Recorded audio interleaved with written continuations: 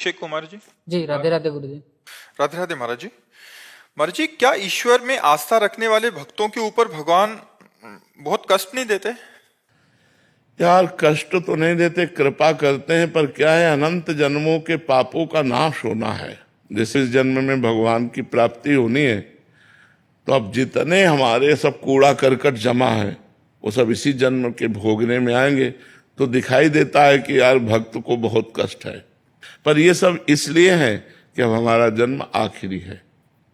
अब हमारा जन्म भगवान की कृपा से होगा, कर्म बंधन से नहीं होगा। तो वो सब भुगताए जा रहे हैं। बड़े बड़े संतों के, बड़े बड़े भक्तों के जीवन में, उनके रास्ते में जो दुख दिखाई देता है, उसका कारण होता है हम बहुत जन्मों से पाप किए, तो उन पापों की धुलाई हो रही, सफाई हो रही। अब हम स्वच्छ और निर्मल होकर भगवान के पास चले जाएंगे।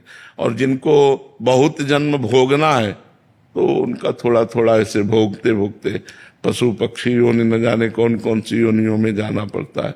लेकिन जो धर्म से चलता है, सत्य से चलता है, उसके पापों का नाश होकर वो परम पवित्र भगवान की कृपा को प्राप्त होता है। इसलिए प्रायः धर्मात्मा पुरुष को दुखी देखा जाता है।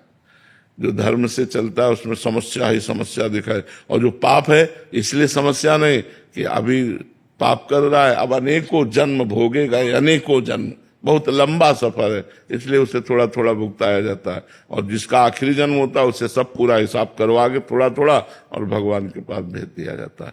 पर इतना आनंद दिया जाता है हृदय में कि दुख का प्रभाव नहीं पड़ता।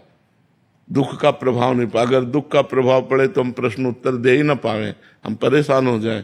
पर भगवान कृपा किए रहते हैं, तो जैसे समुद्र की तूफानी लहरों को उसका तट रोकता है, ऐसे भगवान की कृपा दुख को रोके रहती है। दुख है पर वो इतना विचलित नहीं कर पा रहा कि कुछ सेवा न बन पावे। यही भगवान की बड़ी कृपा है। महाराज जी, हम जैसे विपत्ति को नष्ट करने के लिए अगर कोई विधान का ज्ञान आप दें तो महाराज जी।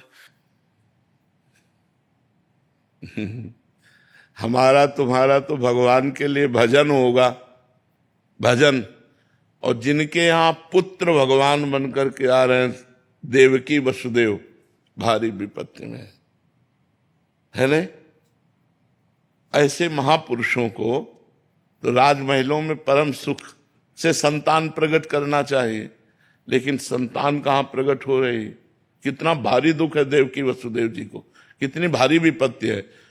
मतलब घोर राक्षसी स्वभाव वालों का पहरा है, हथकड़ी बेड़ियां हैं, और जो पुत्र पैदा होता है वो कंस के पास ले जाते हैं और कंस उसे मार डालता है।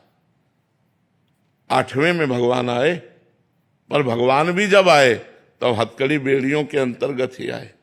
हथकड़ी बेड़ियां जकड़ी हुई हैं उस महापुरुष के, और भगवान सामने खड़े। हरि तेरी गति लख न पड़े। विपत्ति नष्ट हो जाए, हमें लगता है कि विपत्ति सहने की सामर्थ्य देते हैं भगवान। नष्ट करना चाहे तो कर सकते हैं, लेकिन वैसे हमें कम प्रमाण मिलते हैं। विपत्ति नष्ट होने के कम प्रमाण मिलते हैं, विपत्ति सहने की सामर्थ्य दे ये प्रमाण ज्यादा मिलते हैं। अब जैसे दुशासन द्रौपदी जी के केस पकड़ करके महल से ला रहा है। द्रौपदी जी क्या भक्त नहीं है? पहले से उनका देख लो भगवान से कितना प्यार भरा संबंध है। क्या सर्वज्ञ भगवान नहीं जान रहे? जान नहीं रहे? महल से जो ही केस पकड़ा उसी समय भगवान जान रहे, लेकिन तब तक वो चुप रहे जब तक द्रौपदी ने पुकारा नहीं। अन्य आश्रय था पांडवों का, भीष्म जी आदि का, जब सब आश्रय छूटा, पुकारा, तो यही भगवान वस्त्र बन गए। तो हमें लगता है कि विपत्ति भोगने की सामर्थ्य देते हैं, विपत्ति मिटाते नहीं। तो हमें लगता है कि भगवान विपत्ति नष्ट नहीं करते, भगवान विपत्ति को सहने की सामर्थ्य देते हैं। तो भगवान से प्रार्थना करना चाहिए कि हमें सहने की सामर्थ्य दो।